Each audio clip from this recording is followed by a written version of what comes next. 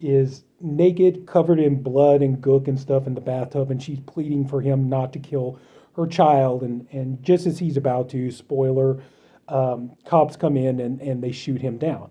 So I'm sorry, I know I gave away something, but so Sid Haig is in the movie, but not for very long.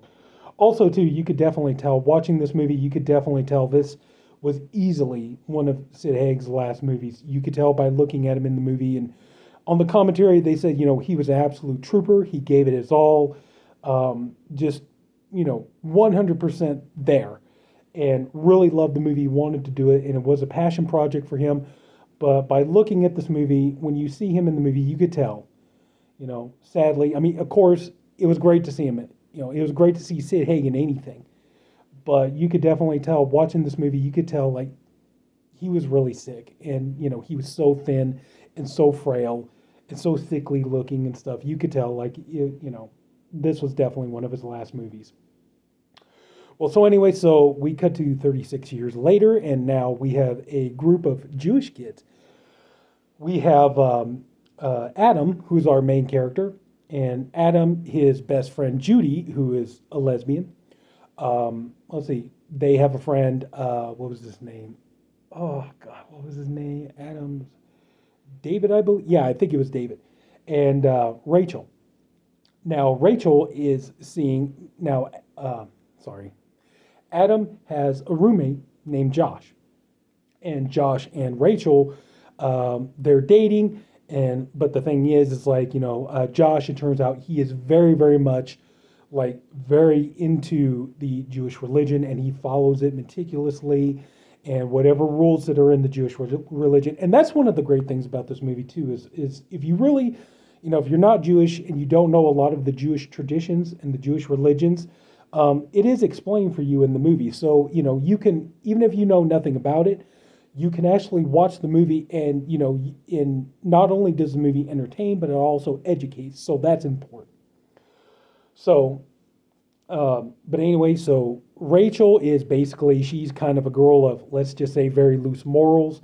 And Josh is expecting to marry her, and he goes to her mother's house, and the mother, Mrs. Horowitz, played by PJ Souls. And oh yeah, you definitely get some Halloween references in there. And I don't think I need to tell you what those are. I'll just wait and let you watch the movie. You can guess. But PJ Souls, yeah, there's definitely some Halloween references in this movie. Trust me. And you definitely get a lot of references of Friday the 13th. As a matter of fact, the music score is done by Harry Manfredini. So like I said, at the beginning of the video, you got so much horror talent in front of and behind the camera on this movie. So anyway, Adam, David, Rachel, and Judy, they decide that they're going to go to a party. And as they're going to the party, we find out that David and Judy both want to get it on with Rachel. And Rachel does kind of, she kind of teases and flirts and everything else. And then they get to this party, and along the way, they have a couple of other friends. The girl's name, I believe, was Amanda. I can't remember the guy's name. Well, they get attacked by this, new Hanukkah killer. And the Hanukkah killer is actually the young boy grown up. His name is Obadiah Lazarus. And so he grows up, and he becomes, the new Hanukkah killer. He's taking over his father's legacy. One part that's actually really, really nice is that he does kill a racist skinhead.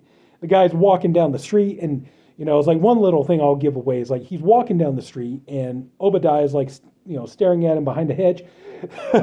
Yeah, I don't think I have to tell you what reference that is from. It's definitely Halloween. You could definitely tell the street is Halloween. It's the same hedge. You could tell it's the same neighborhood. All of it. But anyway, Obadiah does kill this, he does kill this skinhead who has like a swastika tattoo on the back of his head. And I promise you, I don't have one. So, don't know if you can see that, but I promise you, I don't have one. Anyway, so he kills the guy, and he he cuts the skin off and cuts, a perfectly round piece of his skull off. And he basically takes the guy's, he peels the skin off, throws it away, and then he basically takes the skull cap and he puts it on and he wears it as a yarmulke. Anyway, so back to that. No more giving away any of the good juicy stuff. But anyway, so the four, they get to the party, and there's, hijinks, there's a lot of drinking, there's, a lot of, naughty, spicy stuff going on. And then our friend Obadiah, he comes to the party, and one by one, he starts picking everybody off in nasty, gruesome ways, because kind of his whole motivation is basically just that the people that he's killing aren't Jewish enough, or they don't have enough faith, or, they're just not, he just considers them bad Jews, and he feels like he's helping them by, killing them or torturing them or whatever the things he does to them and stuff like this. And then, in the movie, we do get, this, I guess he's supposed to be a rabbi, Eamon Feist, who is played by Charles Fleischer. And that was the thing, when I was watching this movie, because like Sid Haig, you definitely got some references, PJ Souls, you got a lot of Halloween references, all this other kind of stuff. I was waiting, I really was. I was waiting for, Charles Fleischer at some point to do like a Roger Rabbit reference. He was going to say something in kind of like the Roger Rabbit voice, or he was going to, quote a line of dialogue from the movie, something. I was waiting for something like that. But so anyway, so Eamon Feist, comes into the film, and he's basically kind of like a Jewish Loomis, I guess you could probably say. That's probably the best way to describe him. And so he comes in, and he's kind of, a lot of his character is basically like, he's kind of like Loomis from Halloween. His whole thing is to sell how evil, this character Obadiah is, and he's, there to, I hate to say, a lot of his dialogue is pretty much, dumping exposition. But so now we come into a race against time where, when I use the term race against time, it's kind of used rather loosely, because what ends up happening, I'll tell you. But so they're, for one thing, they're looking for Amanda because they haven't found her yet. They're trying to save whoever is left who hasn't been killed yet, and trying to see if they could stop Obadiah before he claims any more victims. So, I mean, standard slasher movie plot, easy to follow, stuff like that. Like I said, there is a lot of, the dialogue does talk a lot about Jewish tradition. And like I said, if you're not Jewish and you don't know a lot of it, it's okay. You don't have to worry about it. The movie's not going to really go over your head, because the dialogue and the exposition and everything, it explains, a lot of this stuff. So even if you don't know it, you don't have to worry about it. The movie will explain it for you. And, like I said, it entertains and educates as well. But overall, this movie is a lot of fun. I do recommend it, especially if you're a big fan of the 80s and 70s slasher movies. I think you can tell by my posters on the wall. I think you can tell that, yeah, I'm definitely one of those. So as a fan of those kind of movies, this movie is going to be for you. You got a lot of really good practical effects in this movie. Some really good gruesome stuff. They did great. The movie looks great. They even said, I believe on the commentary, the movie's shot in 4K. So even just on a standard Blu-ray, this movie looks fantastic. So I imagine it'd probably even look good on just standard DVD, but I would probably recommend, if you could, get it on Blu-ray, so you get that nice extra little to your picture quality. But I would say if there was probably my biggest complaint about this movie would have to be some of the acting. Now, when it comes to your horror legends in this movie, your horror heavy hitters, they're all great. They all do a great job. Sid Haig, awesome. Caroline Williams, fantastic. Nothing but good things to say. PJ Souls, wonderful, totally. Dick Miller, always great to see him in anything. He was one of those actors. Every time he showed up in a movie, especially if it was a Joe Dante movie, but every time this guy ever showed up in a movie, he just brought a smile to your face, and he does in this movie as well. So a lot of your horror actors and actresses in here, your legends, your veterans, they're great. They completely sell it. The problem is your young cast, like the actors and actresses who play, the girl who plays Rachel is kind of awful. Not so much in terms of acting, but just the character and stuff, and just, some of the, I don't know. It's like, the biggest thing about, 70s and 80s slasher movies was, your young cast were usually, they were kind of really goofy, likable goofballs and stuff like that. And you get a little bit of this, but it's like they're not, just none of these characters are likable. They're all kind of douchebags. And they kind of end up just all being like lambs to the slaughter, and you're not really rooting for anybody. You're just kind of like, you're just waiting for them to get killed, and you just kind of know it's coming. It's just when and how. So that's kind of the biggest complaint that I have about this movie, is just that, the young cast doesn't really sell it. There are funny moments, and there are moments where the characters do try to get laughs out of you. Every once in a while a joke will land, but a lot of times there's a lot of thuds. And just, that's kind of the only hard part. It's just your young cast, these characters. I mean, it's like if you go watch like Friday the 13th Part 4, even though these characters are all just there to pretty much get killed off, you still like them and you root for them, And even though like, that's just it. They're just there to get killed off and stuff like that. But, they have the writers, give them, a bit of character development stuff. And I just kind of felt like in this here, like, these characters are just kind of set up to just be nasty people, not very much redeeming qualities about them.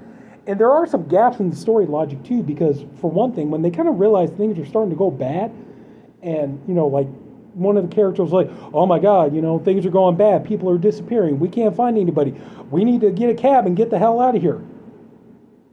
Why don't you? You still keep sticking around, Or there's like in one part, there's Adam and this girl, they're sleeping on the couches and stuff. They wake up and they're like, we need to go to the police. And he's like, now, let's go to the police, now. And she's just laying there. And it's all like, you guys don't really seem like you're really that worried about what's going on. You're not really that worried about your friends or anything like that. Everybody just kind of like, they keep trying to sell like, oh my God, we're in such a dangerous position. We got to hurry up and get out of here and all this kind of stuff. And yet everybody just keeps hanging around. Everybody just got their butts plopped on the couches and stuff like that. So it's kind of like, it kind of interferes with the flow, in my opinion. And it's kind of like, if you guys are so,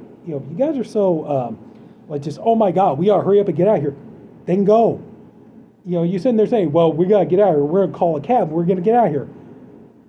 And they never call the cab, So, I mean, it's just that part of the movie is irritating. It was just, some of the character choices and the character decisions and stuff like that was kind of really irritating. But you get past that, but like I said, this movie is a tremendous love letter to horror fans. It is a love letter to, 70s and 80s slasher movies. It's got everything you want. Like I said, it's got great practical effects. You get some really good gore scenes. So the gore hounds are going to be pretty well pleased. It may not be the goriest or most intense thing you've ever seen, but you're really going to get a good kick out of this. I think you're going to enjoy it for what it has to offer. You get great gore, great special effects. You like seeing gorgeous women with no clothes on, you're going to get plenty of that too. You like seeing, some of your favorite veteran horror actors and actresses, you got that in here. And like I said, this movie, I definitely recommend it. And this will, even though it didn't come out in the 70s or 80s or even the 90s, but you know what, this will definitely go good with your Friday the 13th, your Nightmare on Elm Street, Halloween, all that other kind of stuff. And it is definitely left open for a sequel, I will say that, but we'll see if that ever happens. But so I think I've rambled on more than long enough, like I always do. But Hanukkah, definitely check it out. As a horror fan, as a slasher movie fan, you'll have fun. Take my word for it. You'll like it. So that's it. So everybody, if you took the time to watch this video, I thank you for doing it, and I appreciate you for doing it. I also hope you enjoyed this video. If you haven't already, go and subscribe to the Body Bags channel. We're all coming back. There's going to be a reviewer, one for every day of the week. I'm the Saturday reviewer. We have a new reviewer who's going to be taking over for, Tuesday, I believe. Yeah, I think Tuesday or Thursday. I'm sorry, I forget right offhand. But Samuel, he's coming in, and he's going to knock it out of the park too. So everybody's coming back. Everybody's refreshed, ready to go, and bringing their A game. So that's it. Here's to 2022, everybody. Let's have fun, and let's stay scared, and take care. Good night.